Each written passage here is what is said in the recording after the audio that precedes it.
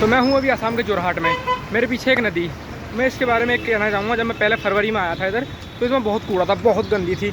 लेकिन अभी बारिश पड़ रही है तो इसका फ्लो वहाँ काफ़ी तेज़ है, जिस वजह से ये पूरा कचरा इसका बह के चला गया और सफा हो गया। इसी तरीके से गंगा के ऊपर जो है मोदी सरकार ने इतना सारा पैसा फूंक दिया, इतने ज़्यादा मतलब प्रोजेक्ट्स लॉन्च कर दिए उसे साफ़ करने के लिए। लेकिन कहना हम यही चाहेंगे कि गंगा को ऐसा कैसे छोड़ दो, जो कूड़ा इसमें, जो नाली का पानी, जो भी मतलब गटर का सारा पानी जा रहा है ना, वो बंद कर दो।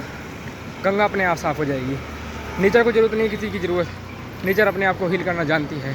किसी सरकार की, किसी प्रोजेक्ट की ज़रूरत नहीं नेचर को, वो अपने आप हील कर लेगी। बस उसे ऐसा कैसी छोड़ दो, ठीक है।